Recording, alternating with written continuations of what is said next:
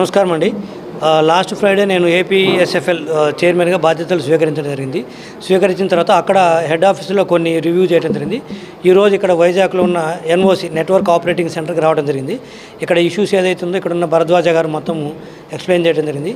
ఒకటేంటంటే అక్కడ హెడ్ ఆఫీస్లో రివ్యూ చేసినా ఇక్కడ ఇవన్నీ చూసిన తర్వాత కూడా తెలిసిందంటే మేజర్గా వచ్చేసరికి సెటప్ బాక్సెస్ అవి కానీ ఇచ్చినట్లయితే ఈ లోకల్ కేబుల్ ఆపరేటర్స్ ఎవరైతే ఉన్నారో వాళ్ళు బిజినెస్ అంటే వాటికి వాళ్ళు కనెక్షన్స్ ఇవ్వడానికి రెడీగా ఉన్నారు.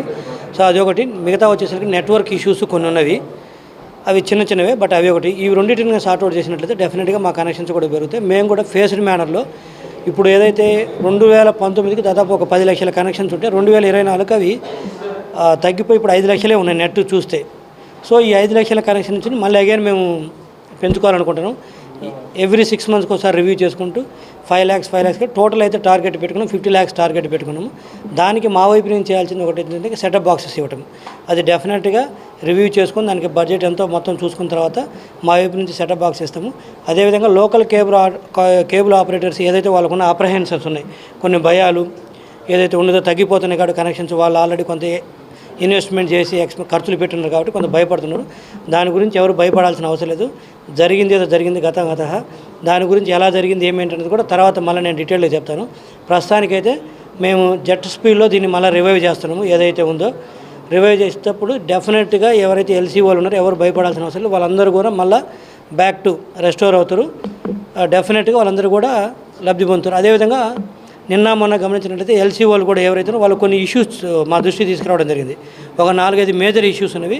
వాటన్నిటిని కూడా వీలైనంత వరకు త్వరితగతిన వాటిలో కొన్ని అంశాలైనా సరే డెఫినెట్గా మేము సాల్వ్ చేయడానికి ప్రయత్నిస్తాం. అదొకటి. ఇక్కడ మాత్రం నెట్వర్క్ ఆపరేటింగ్ సెంటర్ మాత్రం ఇది ఎక్సలెంట్గా ఉంది. మొత్తం అంటే డేటా ఎక్విప్మెంట్ కానీ అన్నీ కూడా రివ్యూ చేయడం జరిగింది, చూడటం జరిగింది. మిగతా మొత్తం కూడా ఆపరేషనల్గా ఎలా జరుగుతుంది కూడా రివ్యూ చేయడం జరిగింది. It's going on. స్టాఫ్ అంతా కూడా వాళ్ళతో కూడా కలవడం జరిగింది. చూద్దాం మిగతా ఇష్యూస్ కూడా ఏమంటే మేము డెఫినెట్గా అడ్రస్ చేస్తాం.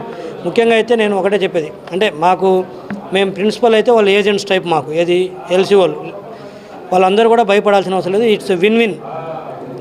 మీ అవసరం మాకెంత ఉంటుందో మా అవసరం కూడా మీకు అంతే ఉంటుంది. కలిసి పనిచేద్దాం. దాని గురించి ఎవరు ఎటువంటి వరి అవ్వాల్సిన అవసరం లేదని మాత్రం చెప్పగలను. సార్, ఆపరేటర్లకి సస్పెండ్లో ఉన్న బాక్సులకి వ్యాలెట్లో డబ్బులు కట్ అయిపోతుంది, ₹59. దానివల్ల ఆపరేటర్లు చాలా ఇబ్బంది పడుతుంది.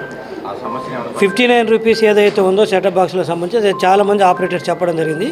దాన్ని పెట్టిన ఉద్దేశం మీద వాళ్ళని ఛార్జ్ చేసి పెనలైజ్ చేయాలని కాదు, కంట్రోల్లో ఉండాలని చెప్పిన కాంటెక్స్ట్ తోటి దాన్ని ఇంట్రడ్యూస్ చేయడం జరిగింది. బట్ దాని మోటివ్ ఇంకా ఎగ్జాక్ట్లీ ఏంటి అనేది చూసిన తర్వాత డెఫినెట్గా అది ఒకటి మేజర్ ఇష్యూస్ మా దృష్టికి తీసుకొచ్చారు. దాన్ని కూడా వీలైనంత సార్ట్అవుట్ చేయడానికి ప్రయత్నిస్తాం. ఎనీథింగ్. Thank you.